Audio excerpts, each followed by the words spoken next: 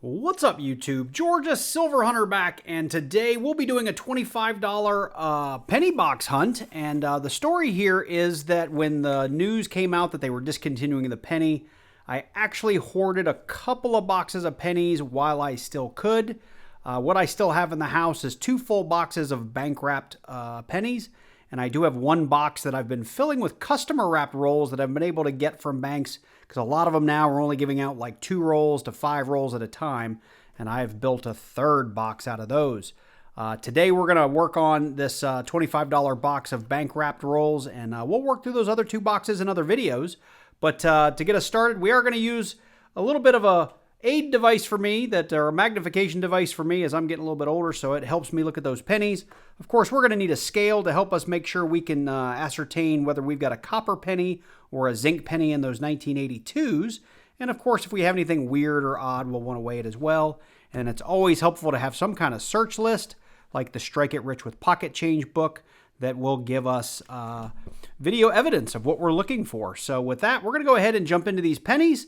And for those of you that are new to the channel, we keep all the copper, and we look for any kind of mint error variety or any kind of oddity that we come across, and we're paying special attention to trying to find those wheat pennies as well as those steel pennies from 1943. So I'm going to go ahead and get a couple of rolls open here so we can see what this box is looking like, and then I'll hunt off camera until we come across something interesting.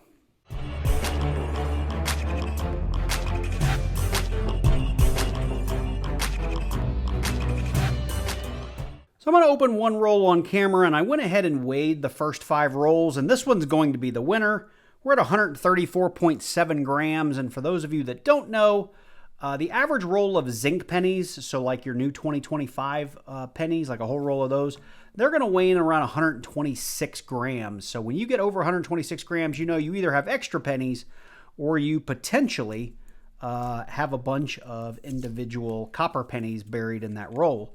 Now, I do have a document in the description down below this video where I do embed a table that will tell you by weight. It'll give you a good idea of just how many copper pennies you might expect to find in that roll. That table is not always 100% accurate, but I like it because it gives me an idea of what I should be looking for. So, you know, should I keep my eye out for 10 copper pennies or 12 or 15 or what have you? So I'm going to run through these really quickly, not necessarily checking for varieties, but we're going to call out our copper. Again, for those of you that are new, 1982 and earlier are all going to be 95% copper.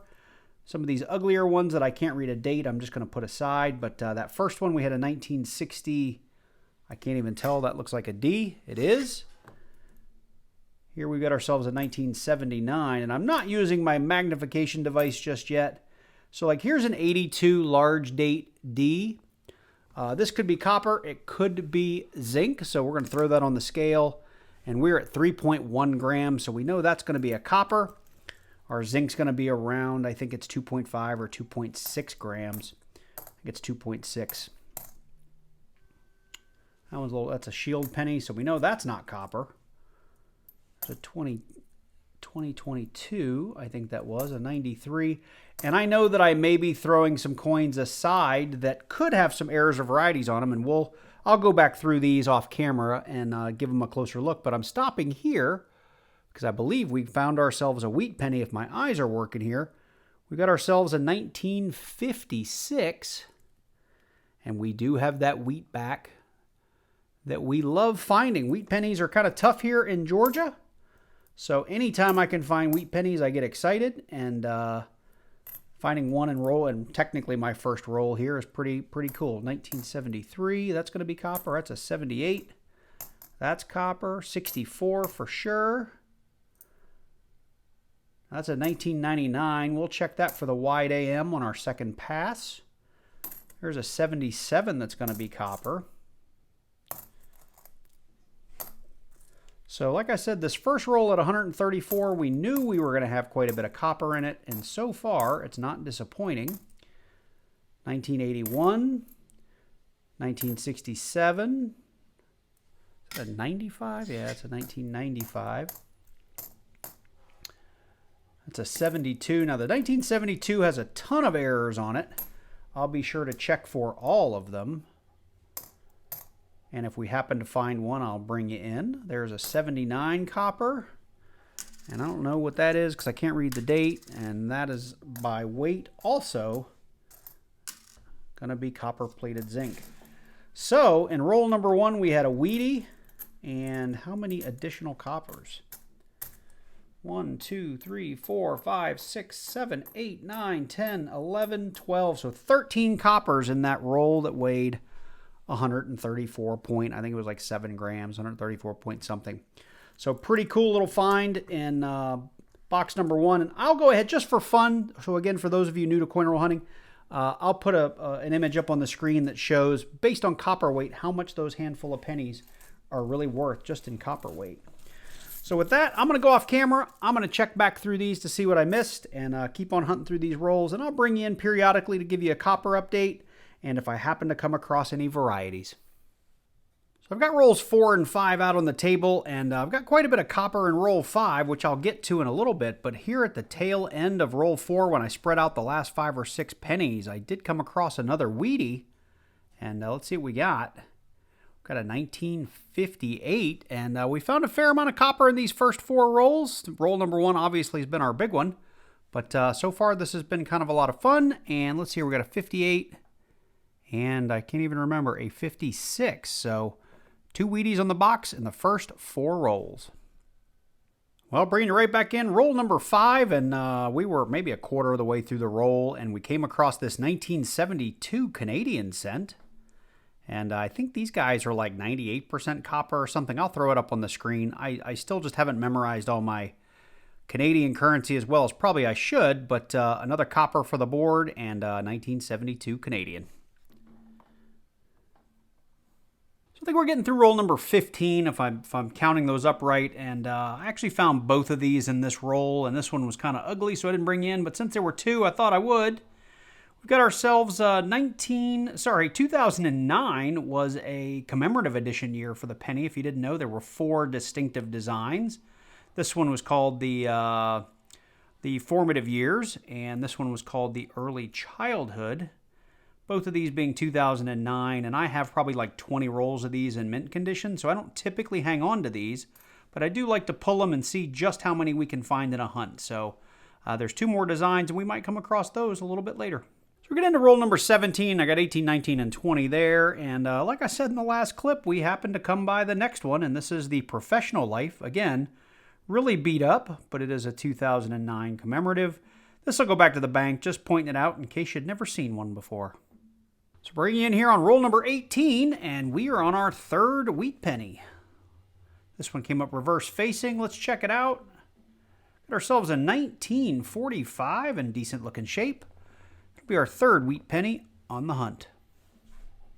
So I've got rolls 19 and 20 out in front of us, and I don't believe this is going to be post-mint damage. Well, actually that little ding is.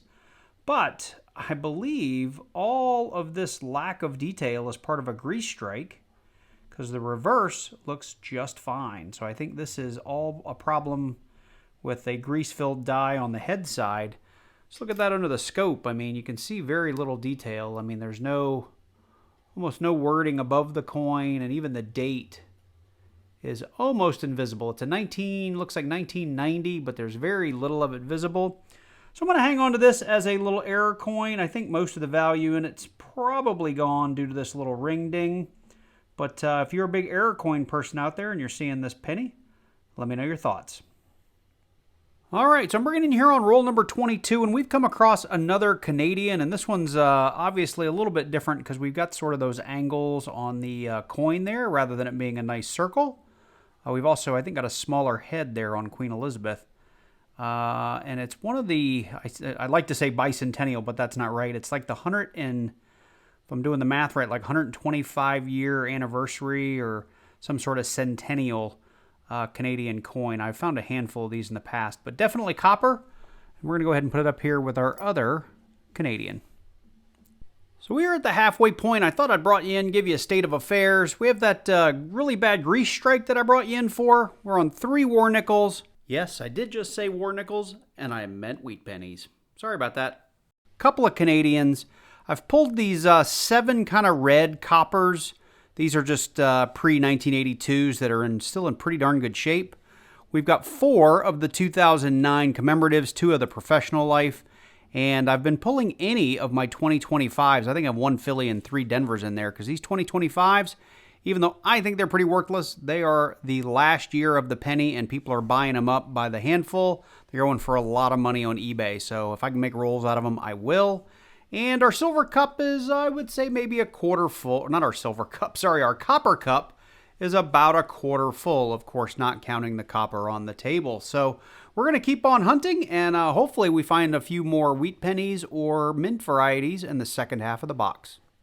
Well, we are closing in on the end here. We are in roll number 46, and before we get there, just pan over. I'll go through all that in the wrap-up, but we got a nice big cup of copper, maybe halfway up the solo cup there.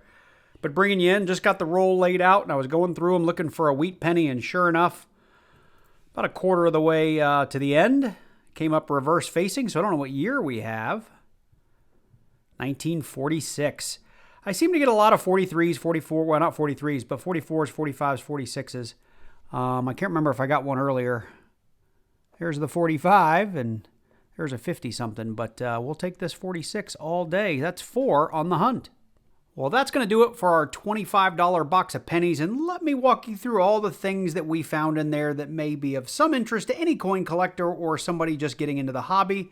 And unfortunately, right now is a tough time to get into penny hunting because they're just so hard to pick up since they stopped making them. So, a little pro tip for you, if you are able to get a box, a lot of banks, when you turn them back in, will trade you for a box because it's a net zero gain for them or loss. So, they're more willing to trade pennies than they are to give them to you in most cases. Now, that may be loosening up as I think the banks realize that pennies are not as scarce as everybody thinks they are. But with that, I do want to start with 1 penny down here I meant to bring in during the hunt, and I didn't. It was this guy right here. This is the 1982 small date Denver penny. We know this is copper. I'm not going to put it on the scale in front of you, but this one weighed 2.5 or 2.6 ounces, so we know that it's copper-plated zinc. There is an ultra-rare version of this penny that was stamped on a copper planchet. And every coin roll hunter, it's their unicorn coin. They all look for it. I did want to take a minute and show you why. It is featured in the Strike It Rich with Pocket Change book, 1982D, small date on copper planchet. There's only 2 known in the world, at least according to this book. So that's why I say it's a unicorn. And coin roll hunters love to look for it, but we know that we're probably not going to find it.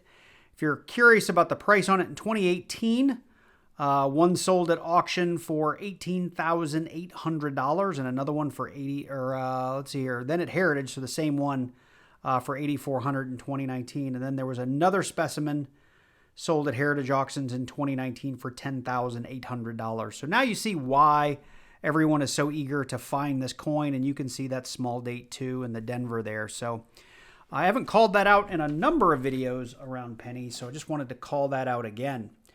As for our finds, I think the cool stuff is up here. You know, when I started coin roll hunting pennies, I would find 6 or 8, maybe 10, sometimes 12 wheat pennies in a box. And lately it's been something like 2, 3, 4, something like that. And we got a 45, we got a 46, we got a 56, and what was our last one here? We got a 58. Now, these are all going to be on copper. I think it's like 95 or 98% copper in those. As for the rest of the copper we pulled, it's in this cup. We're going to weigh it and give an actual copper value in US dollars, because copper's up to, I think, a little over $6 a pound now. And again, when I started coin roll hunting, it was about $3.50, almost $4 a pound. So it's come up quite a bit. I did bring in and show you some of these, but the 2009 commemorative, none of these are worthy of keeping, but we did get all 4 varieties. We got the early childhood, the formative years, the professional life, and the Capitol Dome. And these did come in a Philly and a Denver. And they're not too hard to find in really nice condition, even all these years later. These were all pretty crummy, so there's nothing I'm going to hang on to here. I did pull all of my red copper or nicer looking copper out of the bin before I put it in there, or as I was putting it in. We got everything from a 70S all the way up to, I think, an 81. I like keeping the red copper separate because when you go to resale, a lot of times the nicer red copper will sell for more. and I have penny albums, and I'll check to see if I have any upgrades there. Outside of that, we had a couple of nice copper Canadian pennies. We had that one grease strike that I brought you in for, it looks like a 1990 maybe. A little bit of rim damage there. I wish it didn't have it. That would make it a bit more valuable. And the last thing that we pulled is, I think it was 7 or 8, 2025. We had a Philly and I think 1 or 2 Phillies, and the rest were all Denvers. I'll try to find a comp and throw it on the screen for eBay, but these 2025s were selling for crazy amounts of money by the box, and I think you can still get a decent amount of money per roll, even if they're circulated. So I've been hanging on to all these that I find. So the last thing we'll do really quickly is let's get the scale turned on. This was all the copper that we found in the hunt. Let's throw it on there. I've actually already done this off camera, so I know what the numbers are going to end up being. 2 pounds, 4.9 ounces. There's about 4.3 ounces in the cup that we didn't take out. And then I probably have another, I don't know, 2 or 3 or 4, I don't want to say that. I don't know how much, 2 or 3 grams. I can't say the words. 2 or 3 ounces worth of copper up here on the table. So I think keeping it around 2 to 2.1, 2 pounds, 1 ounce is a fair guess. And I'll throw it on the screen. But CoinApp says that's $15.79 worth of copper in this little bin. And when you convert that to actual dollars, it's only about $3 and change, so maybe a little bit more than that. So I always hang on to my copper pennies, and I hope copper continue to rise just like our silver and our gold has. So anyway, with that, I hope you enjoyed this one. If you did, drop on down below, leave me a comment, and click that like button while you're down there. I'd really appreciate it. If you're new to the channel and you've caught a couple of my videos, or if it's your first one, make sure you click on that subscribe button. Then click that little bell so you get notified each and every time I release a new video. I'd really appreciate it.